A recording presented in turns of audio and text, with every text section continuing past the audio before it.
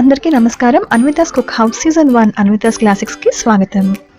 ఈ సీజన్ లో మన థర్డ్ రెసిపీ చాలా స్పెషల్ అనే చెప్పుకోవాలి. ఎందుకంటే మనం ఈ రోజు నిజామ్స్ కాలం నాటి ఆథెంటిక్ చికెన్ దమ్ బిర్యానీ ఎలా తయారు చేయాలో చూద్దాం. మనం 1 డ్రాప్ ఆఫ్ వాటర్ కూడా యూస్ చేయకుండా ఈ బిర్యానీలో చికెన్ పీసెస్ ని కంప్లీట్ దమ్ బేసిస్ మీద కుక్ చేసుకుంటాం. అస్సలు వాటర్ వేయకుండా దమ్ బేసిస్ మీద చికెన్ పీస్ కుక్ చేసుకుని తింటే ఎంత బాగుంటుందో ఈ బిర్యానీ టేస్ట్ చేస్తే మీకు అర్థమవుతుంది. ఈ బిర్యానీ కోసం కుండ అవైలబుల్గా లేకపోతే దలసరిగా ఉన్న ఏదైనా పాత్రలో కూడా ఈ బిర్యానీ చేసుకోవచ్చు.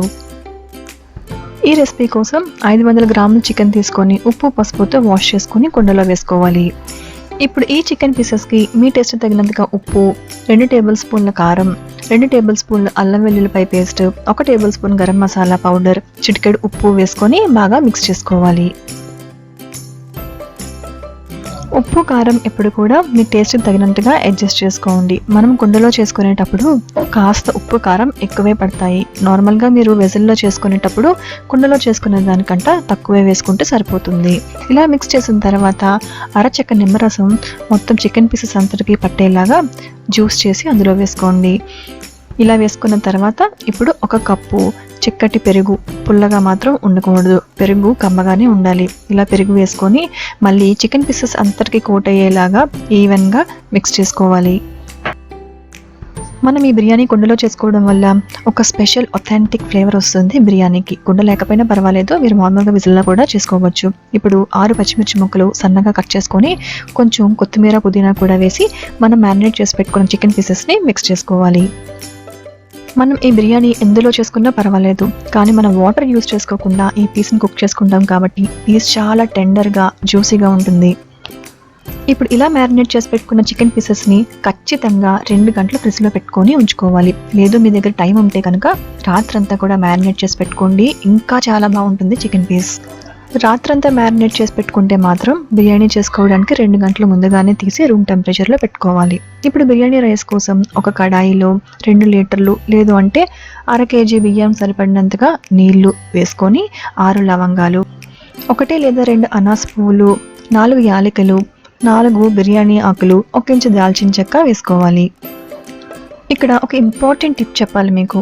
మనం బిర్యానీ రైస్ కుక్ చేసుకునేటప్పుడు ఆ వాటర్లో 1 లేదా 2 టేబుల్ స్పూన్లు నెయ్యి వేసుకుంటే బిర్యానీ రైస్ చాలా సిల్కీగా, పేస్ట్ అయిపోకుండా జారుగా చాలా బాగా వస్తాయి. సో ఇలా నెయ్యి, ఉప్పు కూడా వేసుకొని అప్పుడు మనం అరగంట పాటు నానబెట్టుకున్న బాస్మతి రైస్ని వాష్ చేసుకొని ఇలా బిర్యానీ ఎసరులో వేసుకోవాలి.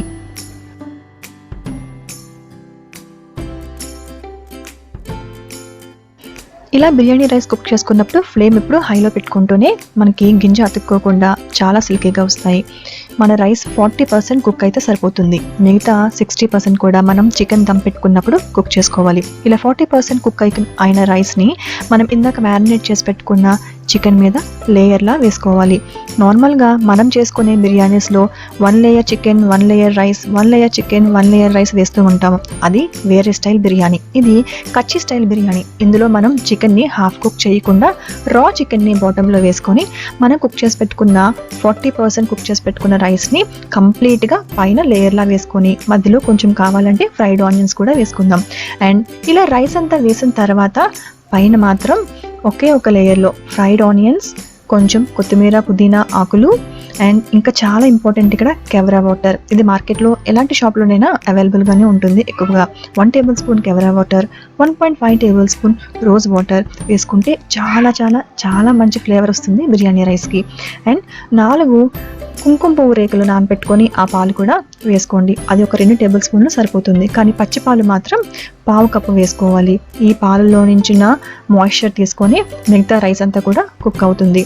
ఆఖరిగా 5 టేబుల్ స్పూన్లు నెయ్యి లేనిదే బిర్యానీ లేనే లేదు. సో మీకు ఎంత కావాలంటే అంత వేసుకోవచ్చు. నేనైతే 5 టేబుల్ స్పూన్లు వేసుకున్నా. ఇప్పుడు చపాతీ పిండిని ఇలా ఖాళీ లేకుండా కుండ చుట్టూరా పెట్టి పైన కుండకు సరిపడినంతగా మూత పెట్టి ఎడ్జెస్ అన్నీ కూడా మనం సీల్ చేసుకోవాలి, బయటికి స్టీమ్ పోకుండా.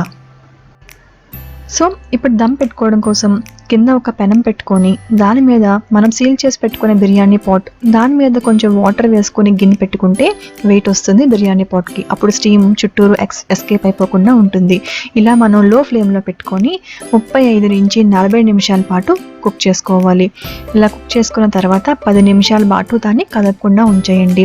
ఈ టైం చాలా ఇంపార్టెంట్. ఈ 10 నిమిషాలు కదపకుండా ఉంచి ఆ తర్వాత మీరు స్పూన్తో మూతని కొంచెం అలా బెడ్డించి ఇలా ఓపెన్ చేసుకోవాలి. చూసారా, రైస్ కంప్లీట్గా కుక్ అయింది.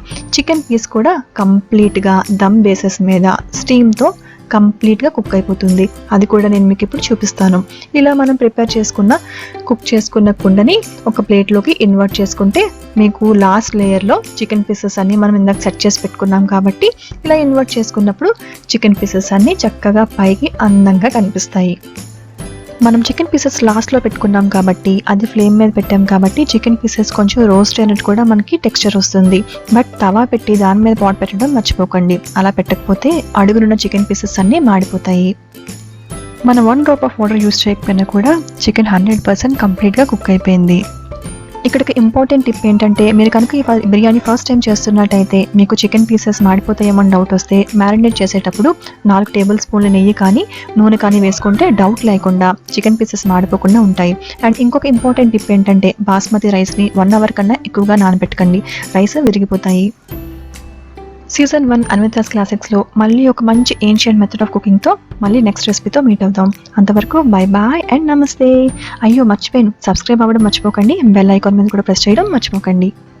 నమస్తే అండ్ బై బాయ్.